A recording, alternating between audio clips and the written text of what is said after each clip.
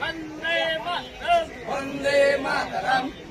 আপনারা জানেন যে 1993 সালে যুব কংগ্রেসের কর্মীরা তারা আন্দোলন করতে গিয়েছিল নো আইডেন্টি নো ভোট। সেই সময় পরিকল্পিতভাবে নৃশংসভাবে হত্যা করা হয় যুব কংগ্রেসের 13 জন কর্মীকে। আজকে তারই উদ্দেশ্যে আমরা রওনা দিচ্ছি। আগামীকাল 21শে জুলাই সেই শহীদ মিনারে আমরা উপস্থিত হব। আমরা সেই 13 জন যুব কংগ্রেসের কর্মী যারা শহীদ হয়েছে তাদের আত্মার শান্তি কামনার উদ্দেশ্যে, এবং তার সঙ্গে বলে রাখি যারা যারা এই ষড়যন্ত্রে লিপ্ত এবং মন্ত্রী মনীষ গুপ্তা, তুমি প্রস্তুত থাকো।